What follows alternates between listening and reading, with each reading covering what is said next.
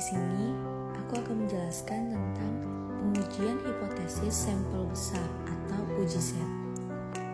Uji Z rata-rata satu populasi adalah uji statistik yang digunakan untuk mengetahui apakah suatu populasi memiliki rata-rata yang sama dengan lebih kecil atau lebih besar dari suatu nilai rata-rata tertentu, sesuai dengan hipotesis yang telah diterapkan. Sebelum melakukan pengujian statistik, terlebih dahulu dilakukan pengambilan sampel yang nantinya digunakan sebagai bahan untuk melakukan pengujian. Berikut adalah syarat-syarat yang harus diketahui untuk melakukan pengujian. Yang pertama, sampel yang digunakan dalam pengujian adalah sampel acak sederhana. Yang kedua, varian populasi sigma harus diketahui. Yang ketiga, sampel berasal dari populasi yang berdistribusi normal atau ukuran atau banyaknya sampel cukup besar. Biasanya ukuran sampel cukup besar yang sering digunakan adalah lebih dari 30. Jika ada pertanyaan, kapan sih kita dapat menggunakan uji beda sampel bebas sebagai teknik analisis data dalam penelitian kita? Nah, uji beda dapat digunakan ketika kalian ingin melihat suatu perbedaan atau perbandingan variabel bebas dengan variabel terikat.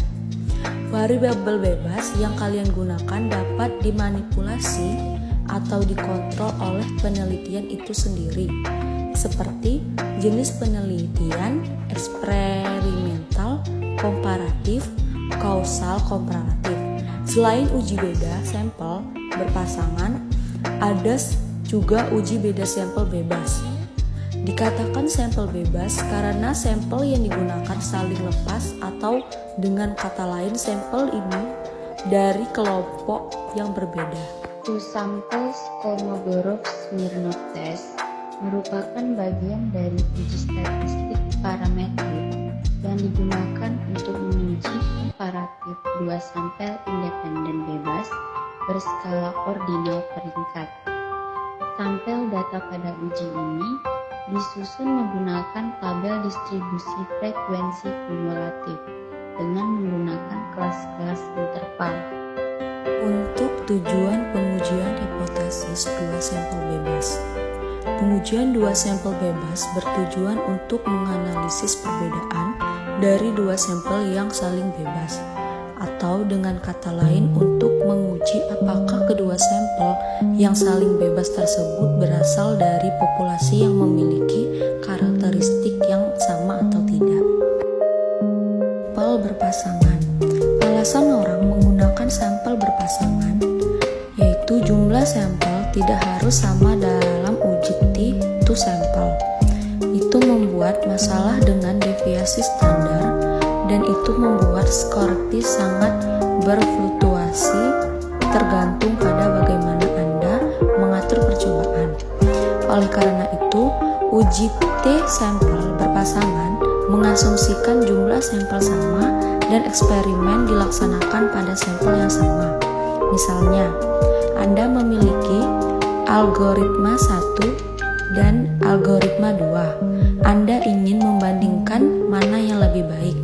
Anda mempersiapkan sampel dan menjalankan algoritma pada sampel yang sama dan mendapatkan hasil berpasangan darinya. Pengertian sampel berpasangan. Sampel berpasangan adalah sampel untuk membuat kesimpulan tentang perbedaan antara dua variabel berpasangan, seperti pengaruh satu perlakuan terhadap dua perilaku. Mereka juga dapat membantu peneliti memperkirakan jumlah variasi dalam satu variabel yang disebabkan oleh variasi dalam variabel lain. Dalam desain sampel berpasangan, setiap peserta menyumbang beberapa pengukuran untuk setiap titik data atau pasangan dalam sampel. Dapat kita simpulkan, uji Z adalah salah satu uji statistika yang pengujian hipotesisnya didekati dengan distribusi normal. Menurut teori limit terpusat, data dengan ukuran sampel yang besar akan berdistribusi normal.